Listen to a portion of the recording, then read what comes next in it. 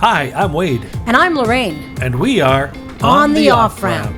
Today we are heading into the sunset and home from our trip to the East Coast. Join us as we find ourselves in one of our oddest border crossings we've ever experienced. And boondock in the best Walmart parking lot backdrop. And find two extraordinary boondocking sites along the Lake Superior coast. To all the RVs in lane 1 behind us, I am so sorry that we were in lane 2. We thought we were doing the right thing, but we could not see any sign that said that bus and RV lane is number 1. And interestingly enough, no one's letting us in. And now we have a Border Patrol agent. Oh yeah, a Border Patrol agent came up to us and he said he'd make sure somebody would let us into this lane. This is just so awkward. So apologize to those behind us. But yeah, when there's big rigs in front of you, you don't see the signs that say which lane to take. So here we are trying to cut into a lane and look like complete jerks. But our apologies. Our apologies, and thank you to the patrol border crossing guard who's helping us get into the lane by standing in front of a great big Class A and keeping them from moving ahead. So there's a big scanner system for RVs to drive through, and I don't think we've had to do that before, have we? First. This is a new adventure for us at this crossing. Thank you to the border crossing guy to help us get in here. We've got a lot more of this to go through according to the weather map. So drivers, put your lights on in weather like this.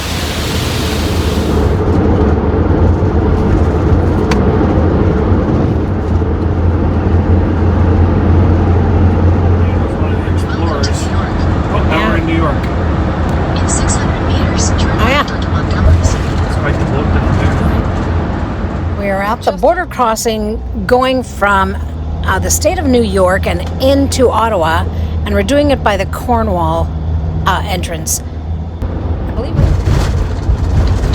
it's the St. Lawrence River, I think, right? Yeah, St. Lawrence River. Welcome to Canada. Okay, pulled out of the tolling station, and now we pull into the Canadian border. Let's read the signs carefully, see if there's a specific spot for RVs. We don't want that to happen to us again. Another busy day at another busy Walmart. We're on our way home, so we're making just quick stops and heading out again first thing in the morning. But today we want to spend some time out on Manitoulin Island on Lake Huron. Lake Huron and Georgian Bay, and we are looking for Bridal Veil Falls.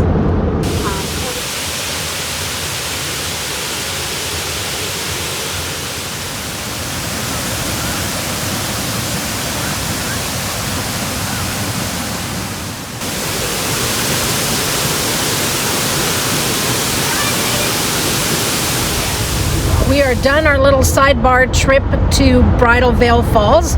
Wade climbed right into the water to take his pictures, and here on this drive we get to climbed in's a little. Okay, waded. Stepped. There it is. Waded into the water.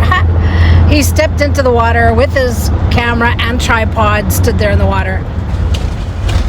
Lake Huron, Georgia Bay on that side. Lake Huron over there. So this is the north side of Lake Superior. We've just left Sault Ste. Marie on the Canadian side, and it looks like we get lots of lake view when we're traveling on Highway 17. 5 years ago or so, Lorraine and I drove through here. This is on Lake Superior, close to Agua Provincial Park, and we found this area where you could camp for free.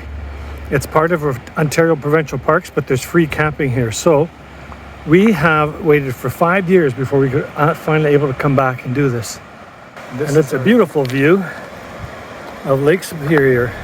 Well, goodbye to this beautiful boondocking spot here on Lake Superior. A few other campers have found this place. Last night there was a bike camper here as well. Bicycle, yeah. It's quite the little trail to get in here, and it does say that camping is allowed, so all they say is clean up after yourself. And I feel like people have done a good job of that. There was no garbage around the sites we were at. No, there's a couple of stone fire pits, which was kind of nice. And this is the road we had to travel down to get off the number 17 highway and into this campground. And down this little trail, there's a few spots where you can pull out and enjoy the lake shore of Lake Superior. One of our better boondocking spots, I would say. Yeah. So, next to Padre Island, this is a close second. Oh, that's true. Padre Island was nice, but that wasn't this trip. Whoa, oh, and this is where we get to find out how well we're packed and how well those cupboards will stay shut when we rock and roll through a few spots like that. More campers. Oh yeah, this is another clearing. This was the first clearing that we saw. Yeah, this is where the guy came in with a big rig yesterday. He's gone now already. Oh yeah, there was a big fifth wheel here or a big camper here yesterday. Or was it in that spot? I don't know, we have a couple of spots here you can see where people just kind of pull in and make this their place to camp. And this is why we travel on Highway 17 instead of number 11. Great pull-out spots just to take a look and catch the scenery, maybe have your lunch, and I suspect maybe even some stayed the night, as we see a semi-truck just pulled away and that camper is sitting here on the side of the road. We pulled over in Catherine Cove, which is a day use only area, has beaches, no lifeguards, beautiful views of Lake Superior. See, take a look at this. Does that look like an easel to you? Well, if you know anything about coming to Lake Superior on the north side and the Lake Superior tour on the Canadian side, you'll see a lot of this. The spirit of Algoma and information about artists who painted in this area. It's called the Group of Seven Artists. In 1920, encouraged by their Algoma experience, the artists formed the dynamic Group of Seven. And I think there's a museum not too far from Barrie, Ontario as well. So they set these up like little easels and give you information about each of the seven artists. On the nice sandy beaches of Lake Superior, the clear waters,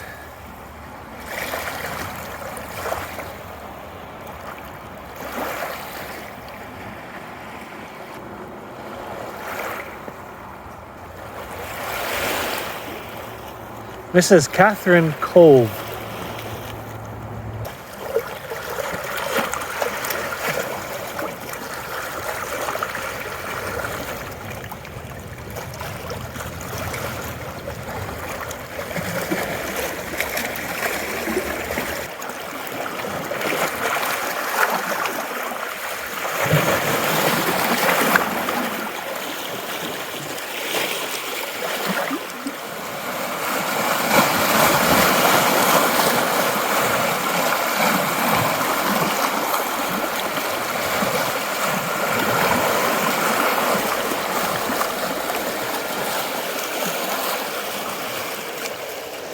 A little more walking on this hike and we're just kind of amazed at the color of the water. I don't know if that comes through in the video. It's pretty clear though. Some more.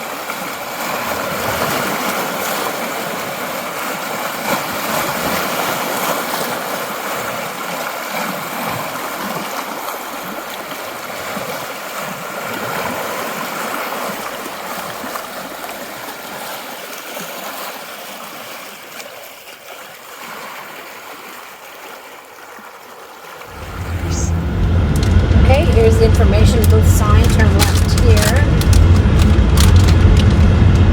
This is a small town of White River.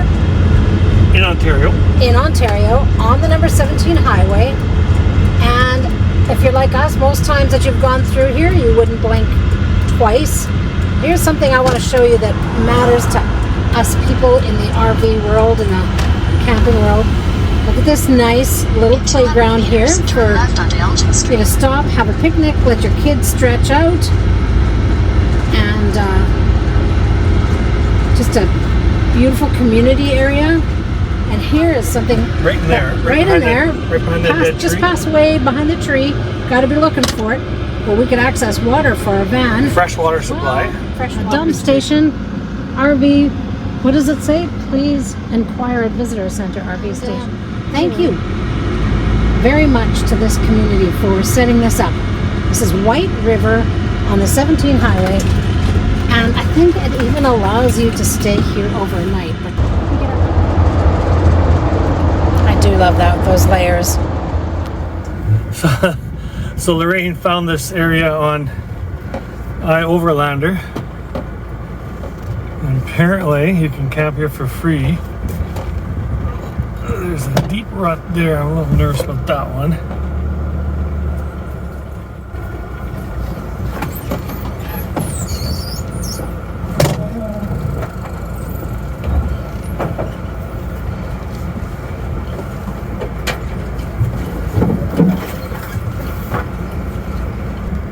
There's sea weights.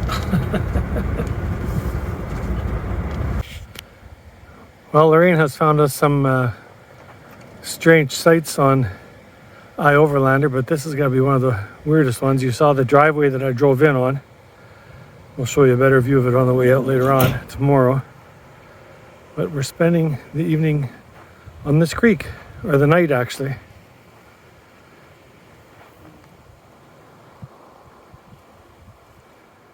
And were you at all nervous about it scraping on the bottom back there? Oh, no, up here. This hill it did. Oh, it did? Part of the column on the side. Oh. And by the trees. Right there. Ah. Well, that could be mud flat that was scraping. Oh, yeah. Too, actually. Those branches. You said this is somebody's water pump and generator? Yeah, there's a huge truck that come here. Like one of those water only trucks. Oh, yeah. Clearly he's set up to turn around down here. Yeah, it's not me for the construction companies. Getting on to 17 highway. Wouldn't be as bad as I thought, actually. No. As long as you have a clear sight on that side. We were sailing on this one. Yeah, this side too. And there we go. And that was Wolf River. We left Wolf River to come to Wimay Canyon, which is about maybe 30 kilometers away from there. And it's 8 o'clock in the morning, and this is the parking lot. And there's nobody here. And there's nobody here. That's us, tucked away just in case it fills. So we're gonna, from what we remember, it was a short hike up here, but we came in November and we hiked up a long, long hill to get here. So this is going to be fun to take a look at it. Good question. Things to see. Return hike is about half hour to 3/4 hour. Okay. With us, oh yeah, return hike half hour to 3/4 hour. While with us it takes a little longer because Wade loves to stop and take some great pictures. And Well, not always great. yeah. Yeah, and this was snow-packed and icy when we were on here last time. Oh, that's right. The air is crispy today, and there's some evidence that fall is coming.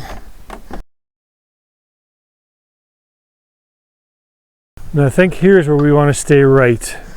Yes, they have an accessible trail, smooth and well graveled, and this one is less accessible. But where are we here when we take a look at this? Oh, you are here. So the first viewing pod is 30 meters from here. So we're going to take...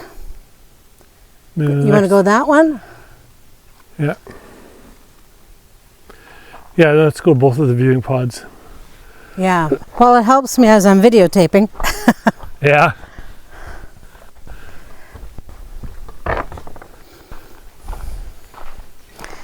And the ground looks like that. So, yeah. So if you throw a stone from here, if you throw a stone, is it called a podcast? Oh yeah. I think you got to start your own dad joke channel, honey. I will not throw a stone from here, just so you all know. Why? Well, if there's people below, like hiking or Oh, that's true. This is the dug a first hole. viewing pod to see the canyon. Oh my goodness.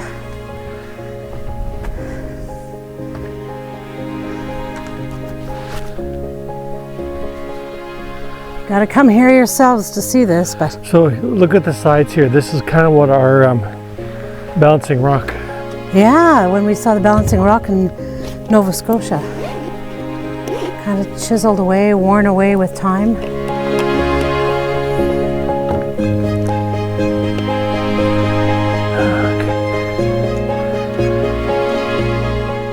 The distance from here to the canyon floor is about 1,000 kilometers. Yeah, I don't think that's right. It says that. Oh no. I mean, you'd think that'd be a typo. 1,000 kilometers?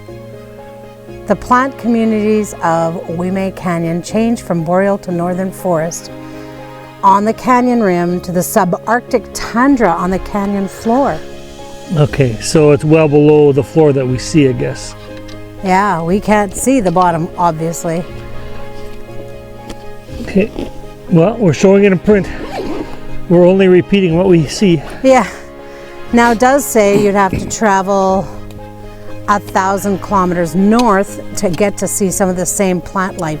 So it has its very own kind of ecosystem.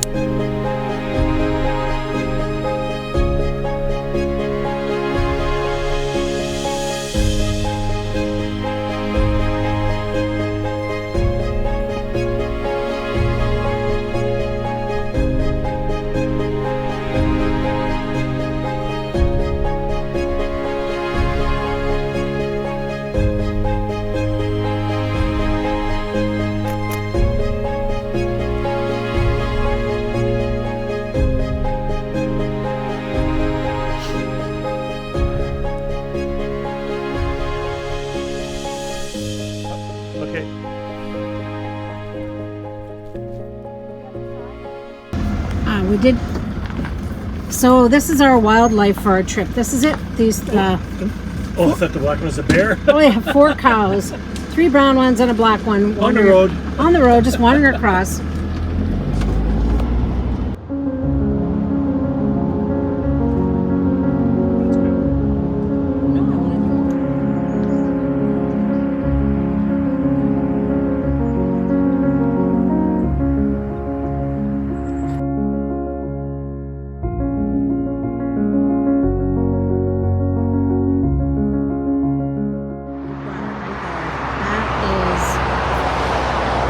Sleeping Giant, and just so you know, there's Sleeping Giant Provincial Park, which is a great place for camping, hiking, and exploring.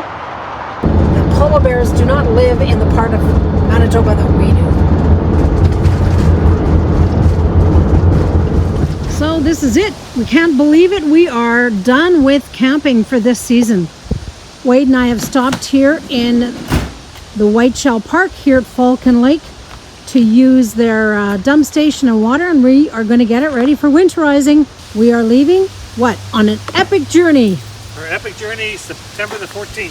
September the 14th, we leave on an epic journey, and we are not taking our van with us. Stick with us to find out more about where we're heading. Well, we are home, and this is our part of Manitoba.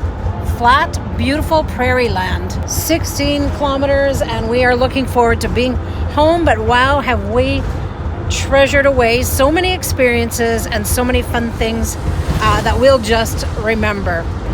And we hope that you will visit some of these same places. Exit 18A, then merge onto Pembina Highway. Woohoo! Music to my ears, Pembina Highway. It is our route to home. Thanks for joining us on our journey to the East Coast. The van has been winterized and put into storage, and we are now packing up and preparing for a 2-month adventure into the UK and then into Tanzania. We would love to bring you along with us on the special journey.